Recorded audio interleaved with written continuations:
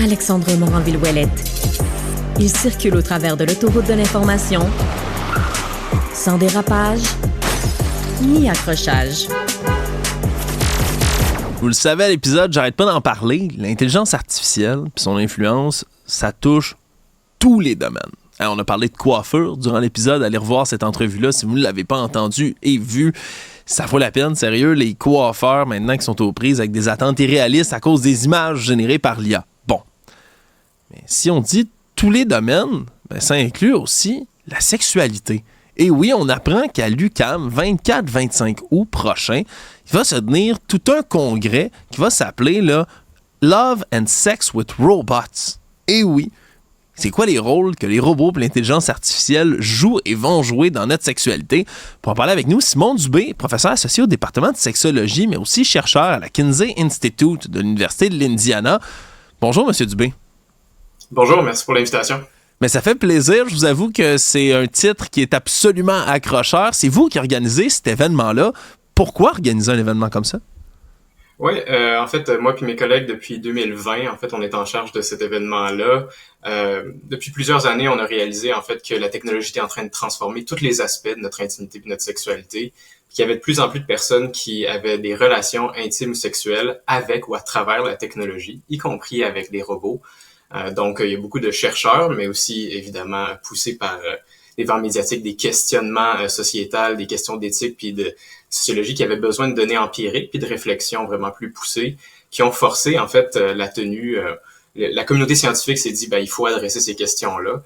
Puis quand il y a des nouveaux domaines émergents, c'est important de ramener des expertises transdisciplinaires. Fait qu'à chaque année, depuis plusieurs années, même au-dessus d'une décennie, il y a un congrès international sur l'amour et la sexualité avec le robot, plus souvent connu sous le nom de LSR ou Love and Sex with Robots.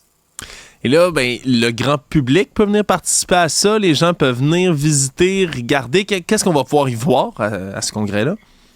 Absolument. En fait, c'est un événement scientifique, mais il est ouvert au grand public. Je pense que c'est un secret assez bien gardé. Les dernières années ont été souvent en ligne, mais cette année, il est à Montréal en personne.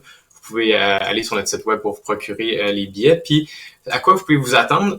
C'est beaucoup de chercheurs et de chercheuses qui vont parler de l'intimité et de la sexualité, oui, avec les robots, mais de manière plus large aussi. Tous les rapports qu'on a avec la sextech, la réalité virtuelle, la réalité augmentée. On va avoir des personnes de la communauté aussi, des poupées, puis des personnes qui sont en relation avec des personnages artificiels, qui vont parler de leur expérience, qu'est-ce qu'ils aimeraient que le public sache sur leur propre vie, sur leurs relations. C'est vraiment important pour Love and Sex with Robots comme organisme de donner une plateforme vraiment importante à la communauté. On va avoir des entrevues avec des chercheurs. On peut penser à nos keynotes, Dr. Christelle Shaughnessy, la chercheuse Delphine Diteko. Fait que je pense que tout le monde, on a un beau programme interdisciplinaire. Fait que les personnes, oui, ça va être beaucoup de présentations académiques, mais je pense que le sujet puis les questions qui sont soulevées intéressent en fait grandement le public. Fait que on a des scientifiques, vous avez des questions, ils ont des réponses. Fait que c'est oui. Le 24. Puis vous en suscitez tout de suite des questions, parce que là, je vous avoue, c'est des choses dont j'avais entendu parler, mais de savoir qu'il y a des gens qui peuvent même en témoigner, ça vient me fasciner. Il y en a des communautés de gens comme ça qui, non seulement trouvent leur sexualité au travers de la sextech, mais qui vont même développer l'amour, les sentiments pour des générations artificielles par le web, par la technologie. Absolument. Ça fait longtemps qu'on se connecte nous-mêmes à travers l'Internet puis on développe des relations. Mais oui, il y a de plus en plus de personnes qui développent des relations intimes, sexuelles, simplement romantiques. Il y en a, c'est juste aussi de l'amitié avec des personnages artificiels. On peut penser à Replika, Nomi. Mais aussi, il y a toute une communauté qui s'est construite autour des poupées, des relations avec des poupées anthropomorphiques, donc qui ressemblent à des humains, qui sont de grandeur nature, qui sont hyper réalistes. Et contrairement à ce que le monde peut penser, cette communauté-là, en fait, prend extrêmement soin de leur communauté, de leurs poupées. Ils font toutes sortes de choses, ils les habillent, ils les photographient, ils en prennent soin. Puis n'importe qui, je pense, qui écoute leurs témoignages, en fait, réalise que leurs préjugés par rapport à ce que c'est, par exemple, qu'ils sont vraiment isolés, qu'ils ont de la misère à connecter avec d'autres personnes, que ça les empêche d'avoir des relations avec d'autres êtres humains. En fait, quand on leur parle, quand ils parlent de leur expérience, on découvre que c'est vraiment pas ça.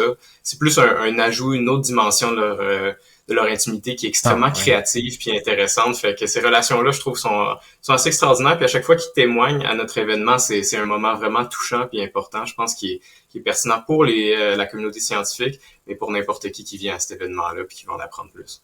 Ouais, je pense que c'est pas n'importe où, à part dans des événements du genre, qu'on peut justement en apprendre autant sur des communautés comme celle-là.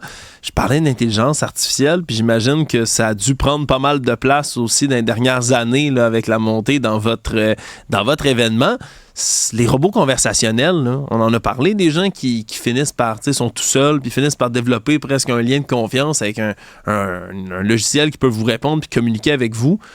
C'est quoi la place que la sexualité puis l'IA prennent dans votre événement? Immense, particulièrement cette année, puis évidemment dans les années à venir.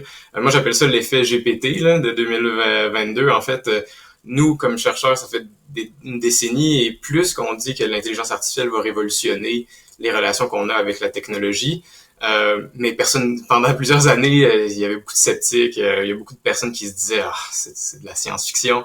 Puis là, boum, en 2022, quand GPT et OpenAI a sorti ChatGPT, ça a été là tout d'un coup, tout le monde avait énormément de facilité à le croire parce que ces technologies-là conversationnelles, leur capacité de production de langage naturel est extraordinaire, ce qui permet des interactions de plus en plus complexes. Donc, dans la sextech, en fait, on a en ce moment une très grande convergence des technologies, de la production de texte qui permet maintenant d'interagir avec sa poupée, maintenant, qui au début était peut-être juste une tête robotisée ou qui avait une application avec laquelle vous pouviez interagir sur votre cellulaire.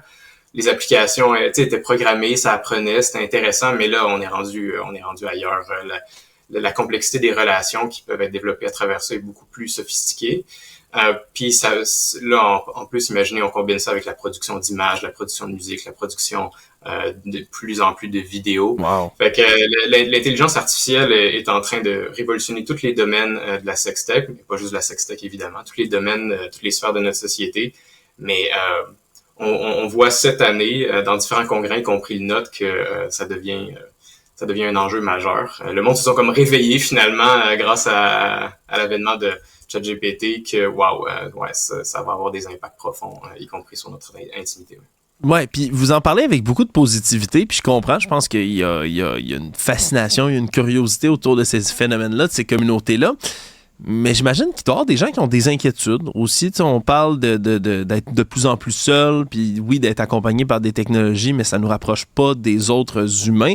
Le fait justement de voir perfectionner des poupées ou autres là, avec des logiciels de langage hautement sophistiqués et tout, est-ce que ça suscite des inquiétudes aussi dans le milieu de faire en sorte qu'on s'éloigne de plus en plus des autres humains puis on se rapproche de la machine? Absolument, ça suscite énormément de craintes de la part du public, mais il y a aussi beaucoup d'enjeux socio-éthiques que les chercheurs adressent et se posent des questions et essaient d'aller chercher aussi des données empiriques. Tu sais, on parle de l'isolement, des comportements compulsifs, on parle de peut-être des utilisations un peu excessives, des utilisations problématiques, l'enfermement dans des bulles peut-être réticulaires. Donc, si vous interagissez avec une personne ou avec un environnement d'information qui fait juste confirmer vos biais ou confirmer vos positions, ça peut devenir compliqué peut-être, puis ça peut augmenter la polarisation. De l'autre côté, c'est vraiment important de prendre en compte et adresser ces risques-là, puis c'est ça qu'on fait. Ça prend énormément de recherche, ça prend énormément de temps, ça prend du monde aussi qui sont prêts à venir au congrès ou aussi à participer aux études des chercheurs. Puis ça, fait que si vous êtes là aussi, trouvez une université proche de chez vous, allez participer à des études en lien avec ces enjeux-là, ça va être vraiment important dans les prochaines années. Parce que nous, on a une visée qu'on appelle Sextech Positive. Sextech Positive, ça veut pas dire qu'on a une vision utopique de la technologie, ça veut dire qu'on prend en considération les problèmes, on essaie de les adresser, mais qu'on essaye aussi d'aller vers des idéaux. Fait que ces technologies-là, ils peuvent être utilisés en thérapie, en éducation, en santé, pour le plaisir. Fait qu'on essaye d'adresser les risques puis de favoriser les bénéfices. Ça prend énormément de travail, énormément de recherche. Puis c'est important pour nous de se fixer des phares. Donc, c'est pas suffisant de simplement dire, tu sais, en psychologie, genre, de pas juste aller mal, c'est aussi d'aller bien. Il faut essayer d'aller vers ces idéaux-là, puis c'est ça qu'on essaie. C'est pour ça qu'on essaie de mettre un peu l'emphase pour faire le balancement. Puis l'équilibre, des fois, il y a énormément de peur, mais cette peur-là empêche en fait de la recherche puis l'avancement. En terminant, M. Dubé, rapidement, on a beaucoup parlé de robots, puis d'interaction, puis les nouvelles technologies pour connecter des humains ensemble dans leur sexualité, il y en a de plus en plus aussi? Oui, absolument. La Sextech regorge maintenant de nouveaux jouets connectés, de façons de connecter, d'IA qui t'aident à être mieux matché avec des partenaires, des IA qui t'aident à coacher aussi la façon que tu flirtes, encore une fois, à nous apprendre à être peut-être des meilleurs partenaires érotiques pour nos autres compagnons humains, ou juste augmenter nos relations parce que de temps en temps, on a aussi envie de pimenter un peu la recette. Fait que si vous voulez en apprendre plus, vraiment là, le 24-25 août à l'UQAM, on va avoir toutes ces discussions-là, puis c'est ouvert au grand public. Mais ça a l'air absolument fascinant. Je vous invite à aller justement prendre plus d'informations autour de tout ça, puis aller rendre une petite visite à Simon Dubé, qui est professeur associé au département de sexologie, chercheur à la Kinsey Institute de l'Université de l'Indiana. Merci beaucoup de nous avoir parlé de tout ça. À la prochaine. Merci. Bonne journée. Ouais, c'est sincèrement fascinant, je vous avoue. Là, tout ce qui est sujet sexe, là, ça interpelle tout le temps les gens. Vous avez le goût de cliquer, vous avez le goût de vous intéresser, de vous informer. Hey, 24-25 août, UQAM, ça va être la place où être, sincèrement, je pense, si vous voulez en apprendre plus sur des phénomènes absolument ahurissants ou juste pour pimenter votre vie avec votre partenaire ou vos partenaires, comme le disait si bien le professeur Dubé. De notre côté, c'est tout pour cet épisode. Un gros merci à toute l'équipe qui travaille à la réalisation de celui-ci. Merci à vous aussi d'avoir été à l'écoute à la maison. On se retrouve dès le prochain.